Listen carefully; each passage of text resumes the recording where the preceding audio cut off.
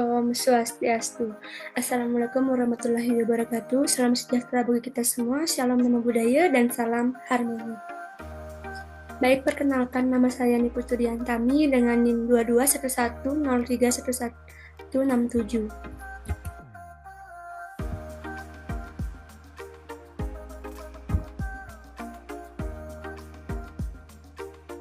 Baik, pada kesempatan kali ini di sini saya akan mempresentasikan hasil ujian tengah semester pada mata kuliah teknologi baru dalam pengajaran dan pembelajaran.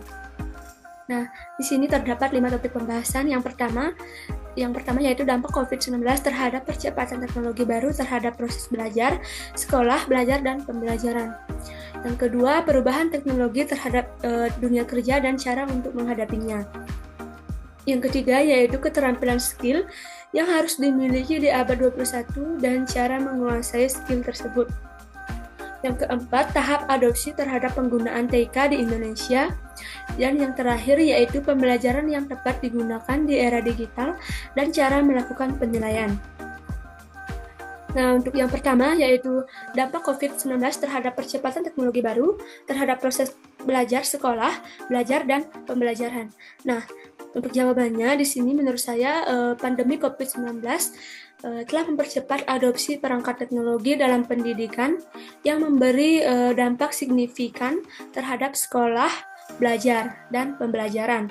Nah, di sini terdapat beberapa cara, yaitu yang pertama aksesibilitas pendidikan, yang kedua pembelajaran yang disesuaikan, yang ketiga sumber belajar yang beragam, dan yang keempat yaitu pengembangan keterampilan digital.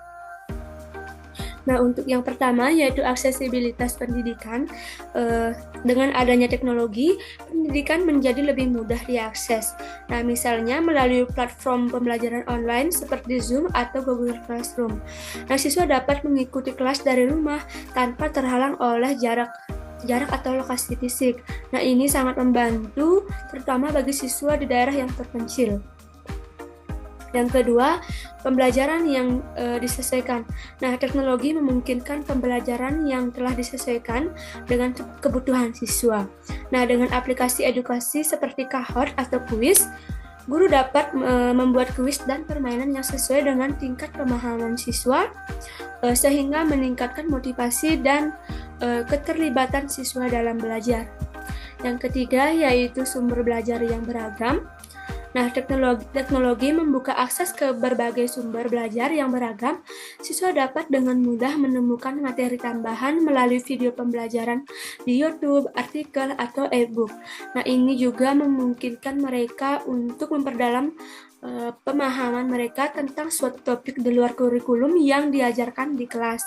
Nah, yang terakhir yaitu pengembangan keterampilan digital.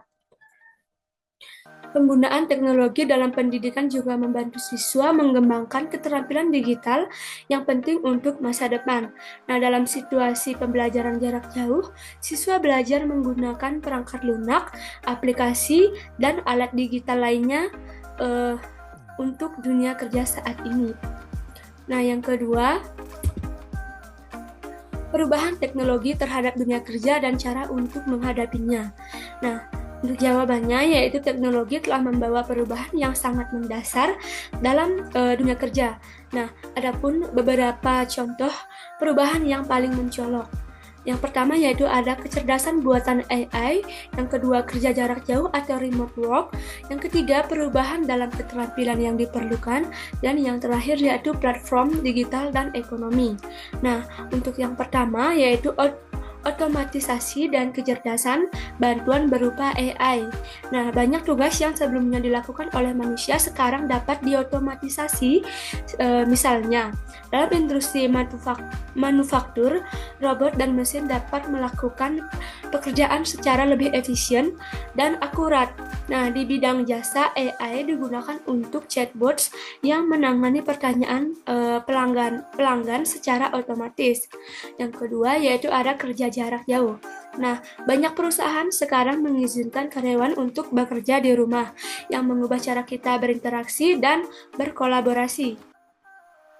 Yang keempat, yang ketiga yaitu adanya perubahan dalam keterampilan yang diperlukan. Nah, dengan kemajuan teknologi keterampilan yang dibutuhkan di tempat kerja juga berubah. Misalnya, keterampilan digital, analisis data, dan pemrograman menjadi semakin penting.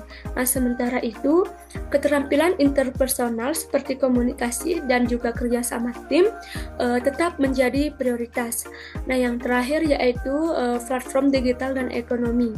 Nah, di sini munculnya platform digital telah menciptakan peluang baru seperti ekonomi di mana orang dapat bekerja secara freelance melalui aplikasi di situs web ini memberikan fleksibilitas tetapi juga tantangan terkait stabilitas pekerjaan.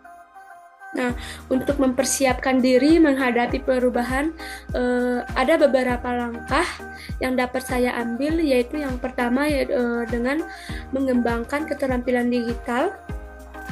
Yang kedua yaitu meningkatkan keterampilan interpersonal. Yang ketiga, berkelanjutan dan dalam pembelajaran. Nah, dan yang terakhir yaitu adalah networking. Selanjutnya, yang nomor 3, keterampilan skill yang harus dimiliki di abad 21 dan cara menguasai skill tersebut. Nah, di mana dalam menghadapi tantangan kehidupan abad ke-21, keterampilan ini sangat penting dikuasai. Nah, di mana dalam menghadapi tantangan ini ada beberapa upaya dalam supaya kita bisa menguasainya. Nah, yang pertama yaitu dengan adanya keterampilan berpikir kritis. Yang kedua yaitu ada kreativitas dan inovasi. Yang ketiga ada keterampilan komunikasi dan kolaboratif. Yang keempat yaitu literasi digital. Nah, yang pertama yaitu pada keterampilan berpikir kritis dan pemecahan masalah. Nah, berpikir kritis memungkinkan kita untuk menganalisis situasi, mengevaluasi berbagai informasi, dan membuat keputusan yang tepat. Untuk menguasai keterampilan ini, saya banyak berlatih memecahkan masalah melalui studi kasus di perkuliahan. Nah, yang kedua yaitu adalah kreativitas dan inovasi. Di era yang sangat kompetitif ini, kemampuan untuk berpikir kreatif sangat dibutuhkan, terutama untuk menciptakan solusi baru yang lebih efektif. Yang ketiga yaitu keterampilan komunikasi dan kolaboratif. Nah, keterampilan komunikasi yang baik secara lisan maupun tulisan sangat penting dalam menyampaikan ide dan bekerja sama dengan orang lain. Nah, untuk meningkatkan keterampilan ini, saya berpartisipasi dalam diskusi kelompok dan presentasi kelas, serta sering mengajukan pertanyaan kepada yang efektif. Dan yang terakhir yaitu ada literasi digital, di mana di era digital ini keterampilan menggunakan teknologi informasi dan komunikasi sangat krusial. Nah, saya mengasah literasi digital dengan memanfaatkan berbagai perangkat dan aplikasi dalam pembelajaran seperti e-learning dan media sosial untuk menyebarkan konten pembelajaran. Nah, selanjutnya itu nomor 4, tahap adopsi terhadap penggunaan TIK di Indonesia. Nah, untuk jawabannya, untuk menjawab pertanyaan ini, saya akan memaparkan tahapan adopsi teknologi informasi dan komunikasi TIK yang dikenal secara umum dengan proses penerapan teknologi. Dan kemudian saya akan menjelaskan pandangan saya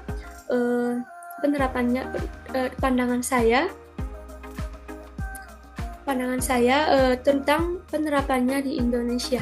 Nah, tahap adopsi teknologi TIK menurut teori yang sering digunakan, tahapan adopsi teknologi biasanya meliputi 5, yaitu yang pertama yaitu ada tahap kesadaran, yang kedua tahap ketertarikan, yang ketiga yaitu tahap evaluasi, yang keempat tahap percobaan, yang terakhir yaitu tahap adopsi. Nah, untuk yang pertama yaitu tahap kesadaran.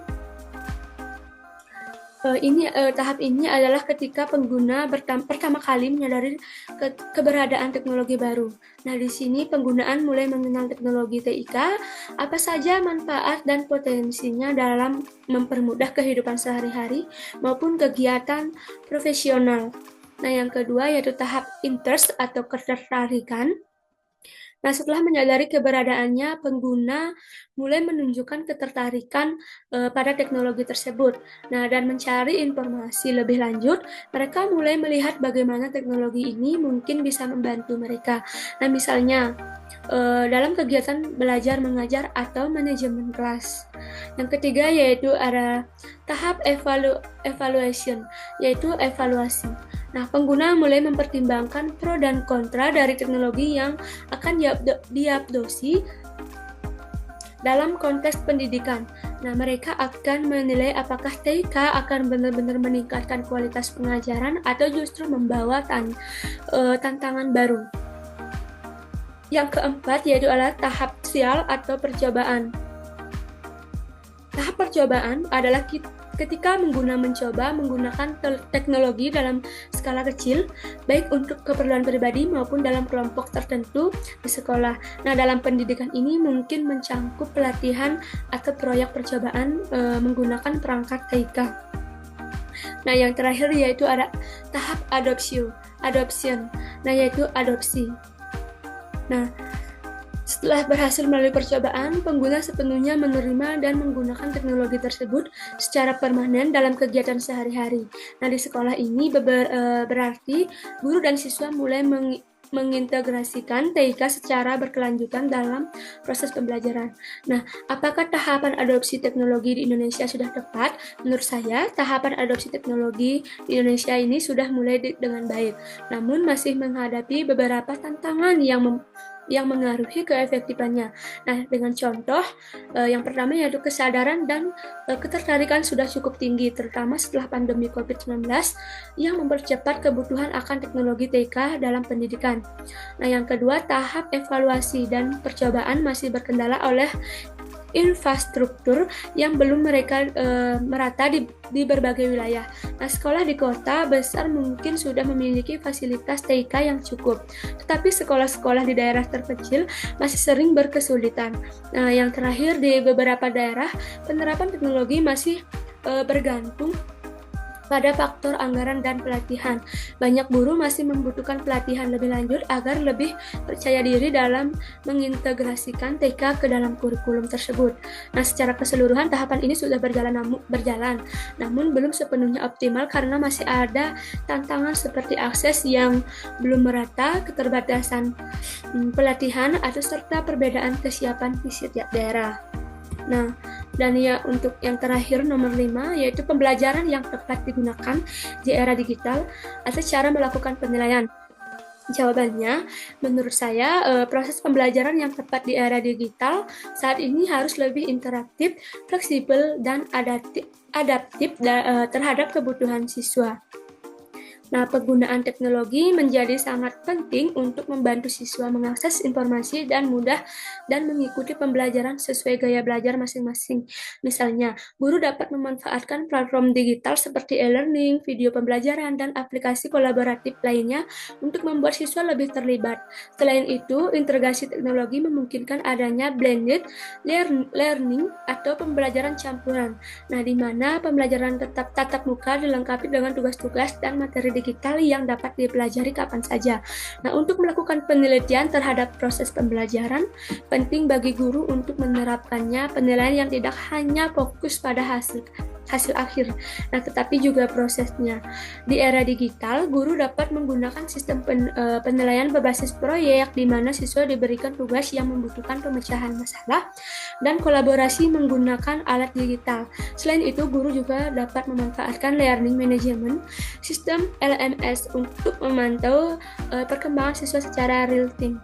Nah, seperti keaktifan mereka di platform tersebut, keterlibatan dalam diskusi, serta kemajuan dan pengerjaan penilaian formatif seperti kuis, daring atau maupun baik langsung melalui aplikasi juga dapat memberikan gambaran yang lebih komprehensif terhadap pemahaman siswa.